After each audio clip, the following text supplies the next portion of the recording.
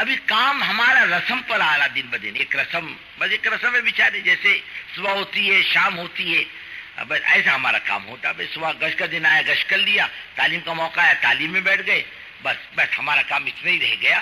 ہمارے اندر وہ دھن اور فکر نہیں آتی کہ یہ آنے والی جو بقیہ امت ہے وہ کیسے آئے، وہ نہیں آتی۔ ہم مجمع کو دیکھ کر خوش ہو جاتے ہیں، ارے بھائی کتنا بڑا مجمع ابھی باقی ہے، نہیں آیا، کب کیسے آئے گا؟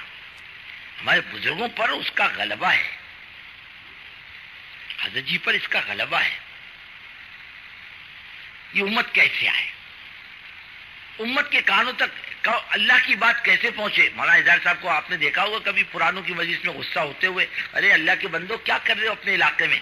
ارے ایک مسلمان کو کم سے کم زندگی میں ایک دفعہ تو نماز پڑھا دو،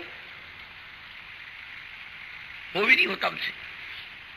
ہمارے دائیں بائیں آگے پیچھے کتنے اللہ کے بندے پڑے ہیں، ہم بالکل مستغنی ہیں ان سے، بس وہ اپنا لگا بندہ ہلکا ملاقات کرنے لے جائیں گے، وہ جو اپنے خاص لوگ ہیں عام مسلمانوں سے ملاقات کو نہیں لے جاتے۔ قرآن ایک امانت کی شکل میں ہے،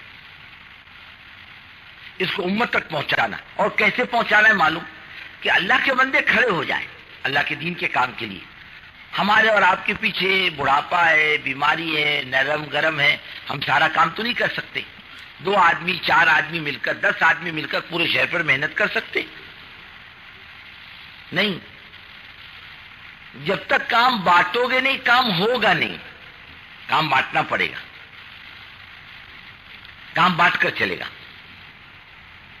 اور پھر بانٹنے میں اعتماد ہونا چاہیے ساتھیوں پر، بے اعتمادی نہیں ہونا چاہیے۔ کام کا محافظ تو اللہ، اس کی فکر مت کرو، کوئی گڑبڑ کرے گا اللہ چلنے نہیں دیتا، اس کے چکر میں مت پڑو، اصول اصول اصول کی بیماری پہ مت پڑو۔ بعض مرتبہ اصول کی بیماری میں کام کا ستیہ ناش کر دیتا ہے، یہ اصول وہ اصول، یہ دوسروں پر اصول فٹ کرتا، اپنے پر اصول فٹ نہیں کرتا، اصولوں کے جھگڑے شروع ہو جائیں گے۔ نہیں، بلکہ بزرگوں کام کی حفاظت تو اللہ کریں گے۔ کام کا مزاج غلط راہوں پر نہیں چلتا، جو چلے گا اس کو صحیح آدمیوں کو تو کھینچ کے لائے گا اپنی راست پر، کام کھینچ کے لاتا ہے، نہ تو چھٹی کر دیتا بھاگ جا تیرے گھر۔ کام کا یہ مزاج ہے۔ اب دیکھو اتنا زمانہ ہو گیا بزرگوں کام کرتے ہوئے، ایک بات تجربے میں آئی کہ کام کرنے والا اگر تیری میری کرے، گروپ بنائے، عیب جوئی میں پڑے تو خدا اس سے کام نہیں لیتا۔ جا بابا جا، چھٹی تیری، جا اپنا کام کر، جا کھا لے کما لے جا، لیکن خدا دین کا کام نہیں لے گا۔ بیعت تو اللہ کی ذات ہے، اور معصوم انبیاء علیہ السلام۔ آدمی میں نرم گرم ہے، عیب ہے، کمزوریاں ہے، کس میں نہیں؟ آئیے عبد اللہ اللہ علمہ، کون سا بندہ گنہگار نہیں ہے؟ کس میں کمزوری نہیں؟ ہم جتنے بیٹھے ہوئے ماشاءاللہ اس میں اکابرین بھی ہوں گے، کھڑے ہو کر بتلا دے میں نے زندگی میں کوئی غلطی نہیں کی ہے کوئی ایسا؟ ہر ایک آدمی کمزور ہے۔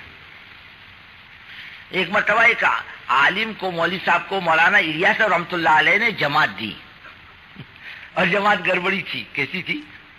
گڑبڑ والی جماعت تھی۔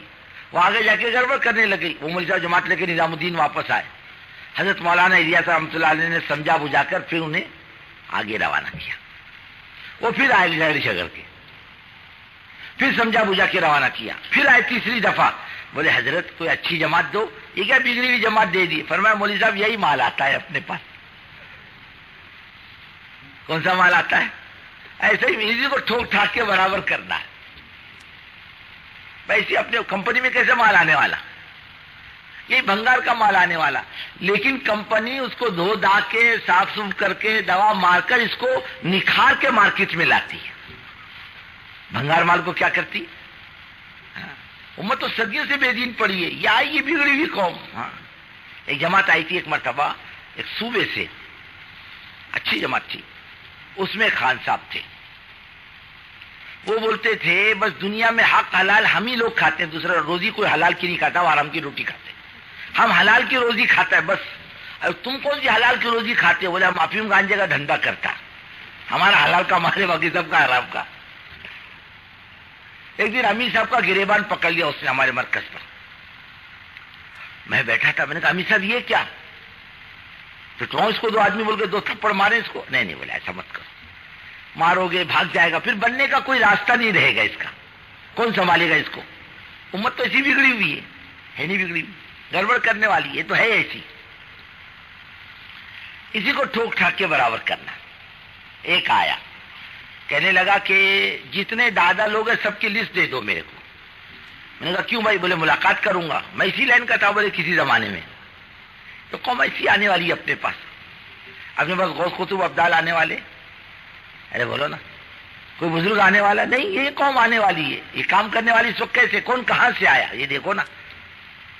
کیوں ہم خانقاہ سے آئے کیا؟ نہیں, کوئی بیپار سے آیا, کوئی آفس سے آیا, کوئی کمپنی سے آیا, کوئی دادا گیری سے آیا, کوئی بے دینی کے راستے سے آیا, کوئی حرام کمائی کے راستے سے نکل کر آیا. یہ چاروں طرف سے آنے والی امت ہے اپنے پاس. یہ تو بگڑی ہوئی ہے. اس کو سمیٹ کر ٹھوک ٹھاک کے برابر کرنا ہے کام میں, اسے چلانا. یہی کام کرے گا انشاءاللہ. اور کام کرنے والے لوگ ایسے ہی ہیں, یہ کام کرتے ہیں. اور اللہ تعالیٰ نے یہ نہیں کہا فلاں کرے گا تو لوں گا, نہیں تو میں کسی سے نہیں لیتا. ارے وہ اللہ تعالیٰ بڑی قدرت و طاقت والا ہے, جو اللہ کے دین کے لیے کھڑا ہو جاتا ہے صحیح نیت کے ساتھ, پھر اللہ اپنے خزانے سے ساری نعمتیں دیتا ہے. علم بھی دیتا, صلاحیت بھی دیتا, روزی بھی دیتا. اللہ تعالیٰ, اللہ کے خزانے میں کسی چیز کی کمی نہیں. ہمارا مال, ہمارا علم, ہماری صلاحیت دین کی محتاج ہے, اور اللہ کا دین کسی کا محتاج نہیں. حضرت جی دامت برکاتہم پرانوں میں فرمانے لگے تم کرتے رہو, صلاحیت تو اللہ اپنے خزانے سے دے گا, کیسے دے گا پتہ نہیں چلے گا, وہ دے گا. پھر کئی واقعات سنائے. اس میں ایک واقعہ یہ بھی سنایا, ایک جماعت کہیں پیدل سفر کر رہی تھی. اس میں ایک بستی پر سے گزر ہوا, وہ بستی مرتد بستی تھی, 100% مرتد ہو چکی تھی, سب مسلمانوں کی بستی تھی.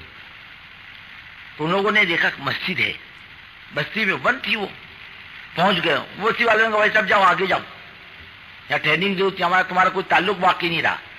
امیر صاحب نے کہا اتنی بے دردی سے تو بات مت کرو, ہماری بات سن لو. پڑ گئی تو بہت اچھا, نہیں پٹی تو کوئی زبردستی تو نہیں ہے.